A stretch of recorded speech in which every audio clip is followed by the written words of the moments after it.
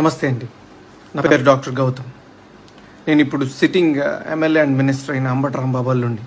అది నా దురదృష్టం, ఎవరు ఏం చేయలేరు. బట్ ఈ వీడియో చేయాలా లేదా అని నేను చాలాసార్లు ఆలోచించి చేయటం నా బాధ్యత అని అనుకున్న తర్వాత నేను ఈ వీడియో చేస్తున్నాను.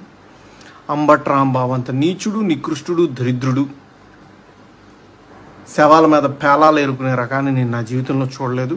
రోజు పొద్దున్నే దండం పెట్టుకునేటప్పుడు ఇంతటి నీచుడిని ఇంకొకసారి నా లైఫ్లో ఇంట్రడ్యూస్ చేయకు స్వామి అని ఎప్పుడు కోరుకుంటూ దండం పెట్టుకుంటుంటా. అంత భయంకరమైన వ్యక్తి. ఎందుకు ఇప్పుడు చెప్తున్నానంటే తన పోటీ చేయబోయే పోస్ట్ అలాంటిది. ఏ పోస్ట్కి అయితే మంచితనం, మానవతా విలువలు, కనీసం బాధ్యత ఉండాలో వీటిల్లో అందరికీ 100% అందరికీ అన్నీ ఉండక్కర్లేదు. 0.001% కూడా లేని వ్యక్తి అంబటి రాంబాబు. ఇలాంటి వ్యక్తికి ఓటేసేటప్పుడు మనకు తెలియకుండానే కొన్నిటిని మనం ప్రోత్సహిస్తున్నట్టు. ఎలాంటి వాటిని? ఎవరైతే నిస్సిగ్గుగా ఎంత పెద్ద గొంతేసుకొని ఎంత పెద్ద అబద్ధాన్ని అరిచినా సరే దాన్ని నిజం చేయొచ్చు అన్న కాన్ఫిడెన్స్తో బతుకుతారో సమాజంలో, అలాంటి వాళ్ళకి ఓటేస్తున్నట్టు. ఎంత లేకి పని అయినా చేసి చాలా హుందాగా బతకచ్చు సమాజంలో అని అనుకునే వాళ్ళకి ఓటేస్తున్నట్టు. ఏదైనా చేసి సిగ్గు లేకుండా సిగ్గులేని తనాన్ని ప్రోత్సహించవచ్చు అని అనుకునే వాళ్ళకి మనం ఓటేస్తున్నట్టు. ఇలాంటి వాళ్ళకి ఓటేస్తే ఇవే సమాజం యొక్క తలరాతలాగా మారి రేపు సమాజం కూడా ఇలానే తయారవుతుంది. దీన్ని ప్రజలు గమనించి సరైన ఓటుతో, సరైన బాధ్యతతో ఓటేసి సరిగ్గా నాయకుడిని ఎంచుకుంటారని ఆశిస్తూ చెప్పాలని అనుకోను. ఒక కూతురు కుటుంబం బాగోకపోతే దాన్ని బహిర్గతం చేయాలి అని అనుకోరు ఎవరు తల్లిదండ్రులు. అయితే 4 సంవత్సరాల క్రితం నా కూతుర్ని అర్ధంతరంగా వదిలేస్తే నా కూతుర్ని సంరక్షించుకుంటున్న వ్యక్తిని నేను. నా కూతుర్నే కాదు, నా గుండబోలు గౌతమ్ కూతుర్ని, కొడుకుని కూడా సంరక్షించుకుంటున్నా నేను.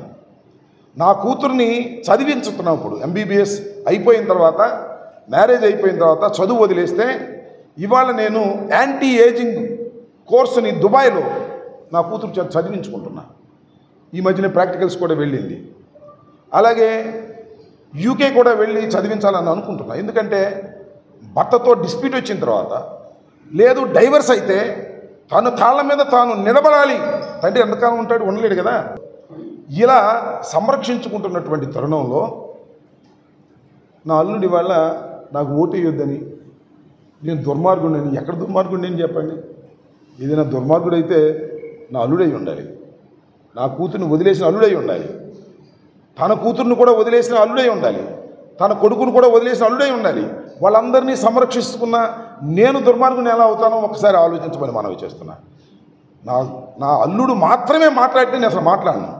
నా అల్లుడి మాటల వెనుక పవన్ కళ్యాణ్ ఉన్నాడు.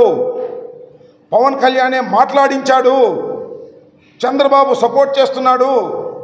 ABN, TV5 దీన్ని పదే వేస్తున్నారు. ఇది దుర్మార్గం కాదా అని అడుగుతా ఉన్నా.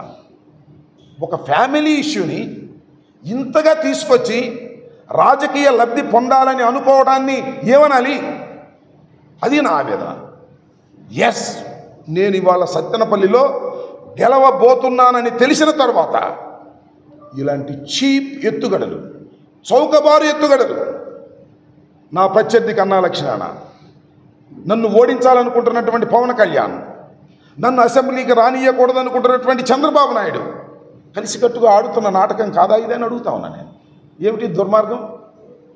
మాలుడేమో వీడియో చేసి ABNలోనూ TV5లోనే వేస్తాడు. పవన్ కళ్యాణ్ ఏమో పొన్నూరు వచ్చి మాట్లాడతాడు. ఇది ధర్మమేనా? ప్రజలు ఆలోచించాలి. నా ఓటర్లు కాదు, నా ఓటర్లకు నేనేంటో తెలుసు. నేను దుర్మార్గుని ఎలా అవుతాను? ఇది ఒకసారి ఆలోచించమని మనవి చేస్తున్నా.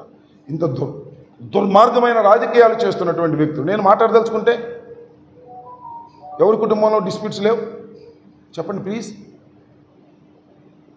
చిరంజీవి గారు, మీ తమ్ముడికి చెప్పండి, మీ కుటుంబంలో డిస్ప్యూట్స్ లేవా? మీ కూతురు డిస్ప్యూట్స్ లేవా? మరొకటి అడుగుతా ఉన్నా, నాగబాబు గారు, మీ కుటుంబంలో డిస్ప్యూట్స్ లేవా? మీ కూతురులో డిస్ప్యూట్ లేవా? అక్కడ దాకా ఎందుకు? నా ప్రత్యర్థి కన్నా లక్ష్మణ, 2 కుమారులు, మీకు డిస్ప్యూట్స్ లేవా?